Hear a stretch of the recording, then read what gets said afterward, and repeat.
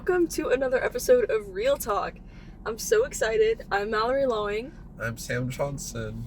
Yep, another good lineup. Oh, sorry, someone just went really speedy around the set. We don't speed. We follow here. the law. We stay still. Imagine a driving episode. We're going to Duncan. Yes, we should do it one day. Anyway, welcome back. I'm so excited because we've been seeing a lot of the new movies coming out, and we both have a lot of thoughts, I think. Today might get a little heated, guys. There's been a slight rift in our cast. opinions. There might be a little feuding. We had our first argument ever. Yep. It was very uncomfortable for other people, I think, but... Yeah, they cried. It was like their parents fighting. Yeah, the fight was so intense that... Yeah, things are thrown. Insults are heard. Only he was throwing... Okay. Hey, first movie though, something we both love. May December.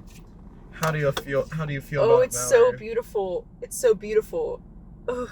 They weren't lying. I was believing the Twitter hype. I was like, I have to get on this. I watched it. Beautiful. It's so good. I think Natalie Portman is wonderful in it. I think from a directorial standpoint, it's very good. And I love the score and like the music. I was gonna ask you about the musical cues. I love the musical cues. I think it adds so much. I think they're great.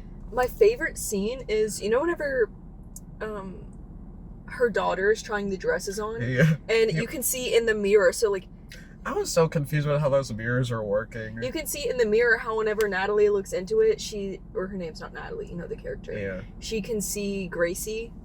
Yeah. I thought that was like really clever, and like from a director's stance, there was a lot of cohesion, and I was very pleased. Yeah, I'm not good with mirrors, so I was like confused where they were actually sitting. But yeah, that scene was great. She was so brave to show her arms off. That was such a stupid line. And then she went and picked a dress. Like, it's so backhanded. The character Gracie is so sinister, and like the actor did a very good job. I think it's so sad. Actress. Yeah, you see her like in the later scene. She has like the full dress on that she didn't want, and it's like really symbolic. It tells you all about their relationship. How did you feel about her original son, Julianne Moore's character? He's like the blonde guy that plays in the band. Oh, I don't. What do you mean? What did I think about him? Did you like him or? I did like him. I thought he was cool. I thought he was good. He reminded me of Matt Dillon. I thought he really had a good screen presence. Yeah, the movie is really growing on me. Like when I watched it, I was like a 4-star, but now I'd give it like a 4.5. It's so dark, but it's so controlled. I think the story is so interesting. There's so much that like weighs on you, and it just gets darker and darker the more you think about it. Yes, and like another scene that I really liked is whenever I keep forgetting her character's name, and I don't know why. It's fine. Natalie was looking through like the auditions for someone to play the boy, and they look so young, and she's like visibly grossed out, and like it's such a very vile. Yeah, because all the boys were like 10 years old. Yes, well, they're 13 or 12 because that's how old he was. Well, they looked like. But it's young. Like such a gross story to think about, and like knowing it's real, and like. And it's like a Lifetime movie. That's the thing. Yeah. Like it's like you would think it was a Lifetime movie plot, but like this is real. Because you see her actually act and stuff, and it's like she's just not. The whole joke is because it's a bit of a dark comedy in a way, but it's like she's not a good actress, really. Yeah.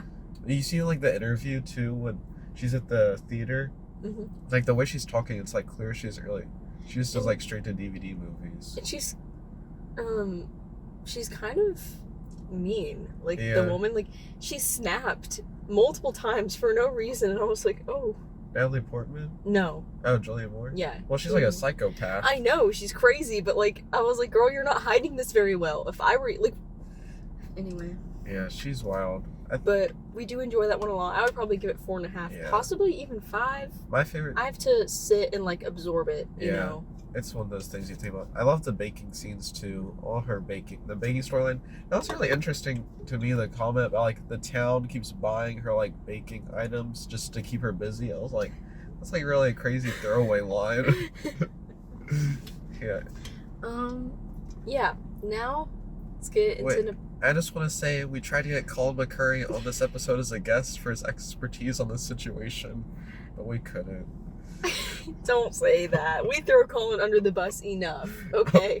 I don't know if Colin is like a reoccurring viewer, but if he sees this, know that I stand with you and I don't support his bullying. I'm just thinking he would have been a good guest for this episode. Okay, that was very backhanded. Anyway, moving on to Napoleon. I love this movie. I think it's so amazing. If anybody tries to tell you it's bad or historically inaccurate or too long or choppy, I don't think they saw the same movie, guys. It's a beautiful masterpiece by Ridley Scott. I'm confused about what movie you watched. I think maybe you watched Napoleon Dynamite, maybe. Maybe you're a little confused, because that movie is an excellent movie. Napoleon, not so much. It's bad. There's no directorial vision. It's choppy. It's like, it makes no sense. The characters are all bland. The script is like, not that great. Napoleon is like emotionless, also has an American accent as the French emperor. He's emotionally repressed.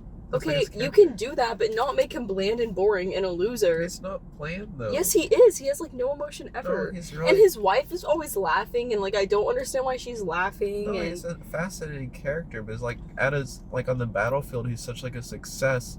Like, the top guy dominating If he was such a success, why did he died? Well, we all do. Okay, I know... Okay, he made the same exact mistake Hitler did, and, like, this is real. Who? Napoleon and Hitler, they were both like, I'm gonna go into Russia, and I'll be fine. Like, I can invade Russia in the peak of winter. No, you can't. You can't do it. And there were so many historical inaccuracies in this movie, and you can say they don't matter, but when you're making a historical movie, it kind of matters. So, because it's not historically accurate, I'm just kind of wondering, who is this movie even for? Not people who enjoy history, not people who care about, like... Shouldn't we make movies for people who like history, though? Okay, I didn't say that. If you're making a historical they have a whole movie, channel. Napoleon is a historical movie. Okay, I'm not saying that, like, every movie should be historically accurate. I'm saying this one should be. And the Egypt scene really got me. It starts with historical inaccuracy. He was not at Marie Antoinette's beheading. And also, the accent thing really bugs me, because I would understand if it was consistent and everybody had an American accent, but some of them are British. And I'm like, so why isn't Napoleon British? I think it's fine. It's kind of like, he's really British, but he's just English in this to enhance There's the not one word of French in a movie about the France emperor. Not one word. It's like in comics, whenever an alien race talks in their language, there's a little asterisk to put that, like, they're really talking some language, but, like, of course in the comic they're going to put it in English. It's not the same thing at all. That's how I feel about Napoleon. That's what I think they're basically doing. And I don't know. Walking Phoenix just gives me the creeps a little. He's really great, but... Isn't that perfect for Napoleon, though? No. He's not a guy you want to be around. Well, yeah, but, like...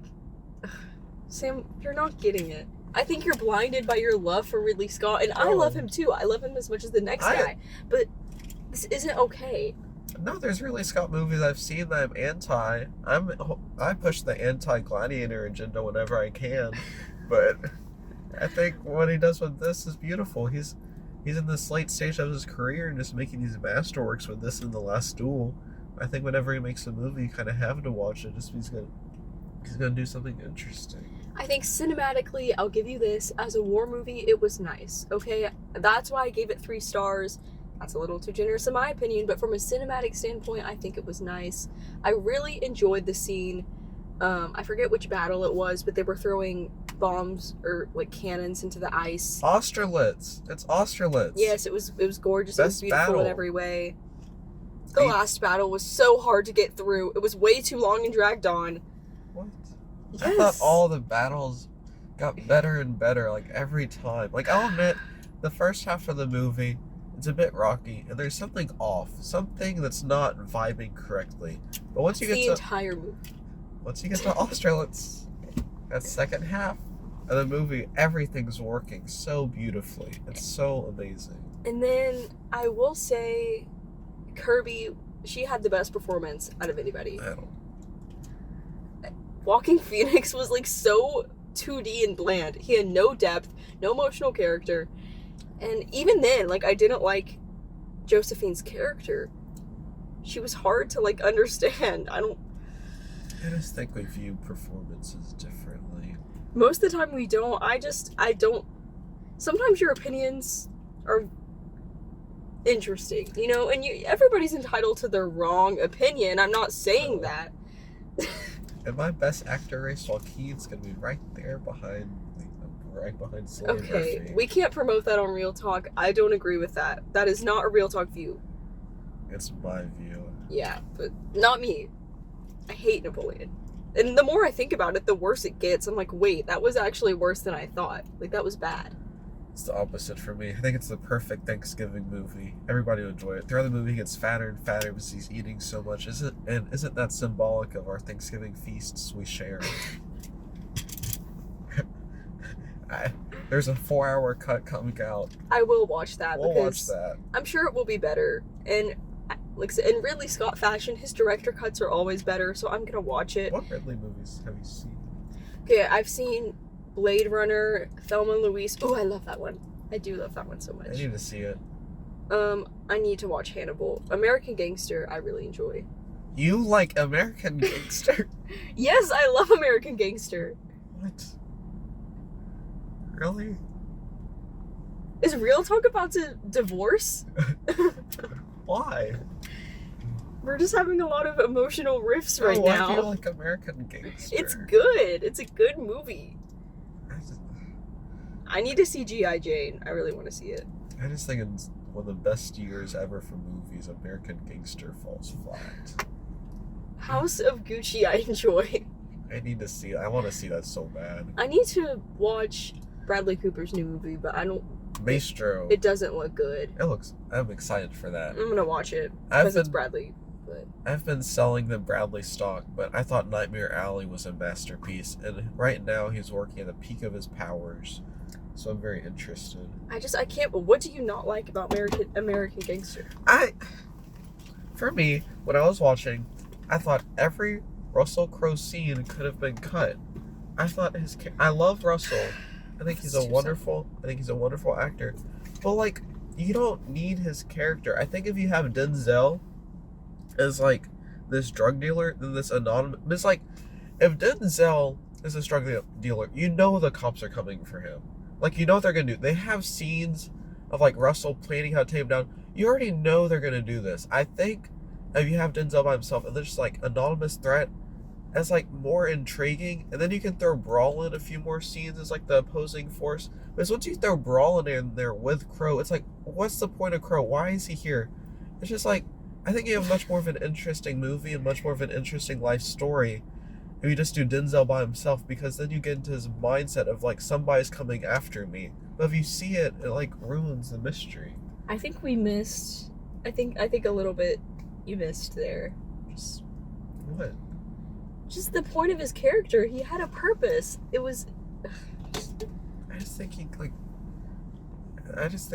I'm gonna make a re-edit of that movie. I'm gonna download the file. I'm gonna cut all of Russell's scenes, and people will see my vision, Mallory. It will take out so much context. Oh, you don't need it though. Yes, we I do. don't think you do. Okay. Anyway, Sam, you're really breaking my heart. You're really disappointing me. I appreciate that you like American Gangster. I know that I'm usually a tough critic, so maybe that's why I'm really not a fan of Napoleon. I'm very hard to please. I think I've given out like 2 5-stars this year, but it just did not do it for me at all. I have American Gangster on DVD, so I support that type of movie. But I'm sad to hear you didn't like Napoleon, but it's good to have different opinions. Hey, it's probably the second best movie about a guy named Napoleon, if that helps. We all know what the first one is. Dynamite. What, you don't like Napoleon Dynamite? I don't like that guy. That actor bugs me. Sam. He's like a weirdo. Well, the whole point of Napoleon Dynamite is that the guy's a weirdo. No, he's not a cool weird. He's just like... Yeah, the whole point is he's supposed to be an awkward weirdo, but he's likable. Like, if I was around him, I'd feel uncomfortable. But he comes around. He's a likable guy, okay? He's just... Not afraid to put himself out there. I just think he's ugly too. So now you're making fun of people. You don't like the movie because you think he's ugly? It's like you That's watch. a very shallow comment to make, Samuel. I'm very disappointed. You watch Superbad, and Michael Cera is like a nerd too, but I Michael hate Superbad. Michael- It's not funny. It's not funny at all. Like, I'm confused why everybody thinks Superbad is funny because I didn't laugh. Hilarious. The writing is perfect. No, it's not. The humor is like trying too hard. Michael Cera is also a nerdy character.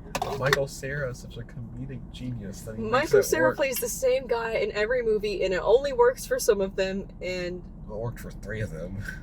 a lot of his movies to me are just like, as I've said before, a Michael Cera mope fest. Okay, I'm like, I'm such a loser. I'm so nerdy. And then this like girl who's way too good for him is like, oh my gosh, I love loser nerds. And it's just. Well, he's a cool dude though. He has like this natural charisma. That's something you might never know. Maybe that's why you're missing it. Is because if you think that's charisma, you're clearly lacking it. That was a little I'm far. sorry. Okay, well, I think it's time to wrap this up. Yeah. This might be the last episode of Real Talk, honestly. Well, we have to pull together for Christmas, Mallory. We have to put our finding and pain aside for the viewers. For Christmas. After that, otherwise I would scrap that if we haven't already poured so much work into it. Yeah. But yeah, this might be the end after Christmas, guys. I don't know if I can go on like this anymore. You know how we usually do a heart? We gotta break it. I'm doing a broken heart today. This is us. Wait. This is us today. Bye, guys.